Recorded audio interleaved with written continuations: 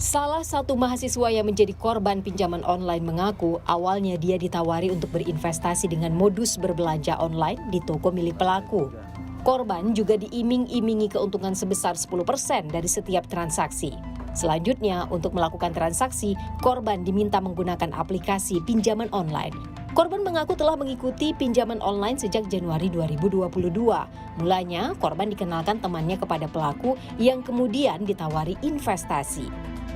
Kan memang saya juga nggak langsung masuk nih Mas, jadi saya juga kan ini tuh udah berjalan sebenarnya dari tahun lalu.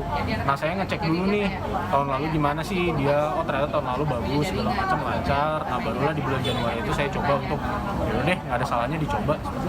Jadi waktu itu saya bukan diajak sih, tapi diperkenalkan oleh teman saya, dikenalkan dengan beliau. Nah waktu itu tuh dia bilang kalau misalkan untuk bantu rating toko online-nya dia. Tuh, jadi bantu rating toko online-nya dia dengan cara transaksi di tokonya dia dengan menggunakan pembayaran via pinjaman online. Atas kejadian itu, korban bersama mahasiswa lainnya yang menjadi korban pinjaman online melaporkan kasus ini ke polisi.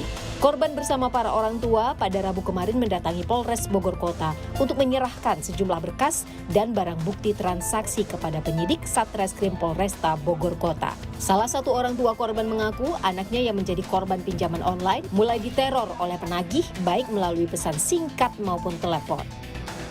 Kebetulan saya tidak mendapatkan anak saya, cuma mungkin hanya telepon yang sehari bisa 30 kali ke semua anggota keluarga. Saya 30 kali dan chat juga tagihan, udah sampai 30 kali juga lah, pokoknya puluhan kali. Itu mengganggu nggak sih? Sangat mengganggu Mas, apalagi kan suami saya kerja gitu kan, di kantor pun juga diteleponin. Berdasarkan data dari polisi, tercatat ada 311 korban yang terjerat pinjaman online. Sebagian besar merupakan mahasiswa Universitas IPB. Untuk menangani kasus ini, Polresta Bogor Kota berencana membuka posko aduan. Pertama ini masih kita coba pelajari apakah itu bagian daripada dugaan penipuan online yang sama dengan yang dialami oleh yang lain-lainnya. Sementara data yang bisa saya sebutkan masih seperti kemarin, 311 orang yang sudah terdata sebagai korban. Kemudian sebagian besar, kalau informasi kemarin dari IPB ada 126 itu yang berasal dari mahasiswa IPB. Dan ini sekarang sedang kita telusuri dan mendatakan terus dan kembangkan. Hingga kini, Polresta Bogor Kota masih menyelidiki kasus ini. Polisi menyebut korban tidak hanya dari mahasiswa IPB University saja, namun banyak juga kampus lain. Untuk mengakomodasi kasus ini, pihak IPB University juga membuka posko pengaduan bagi mahasiswa yang terjerat pinjaman online. Kasus ini terungkap ketika salah satu orang tua mahasiswa melapor ke pihak kampus.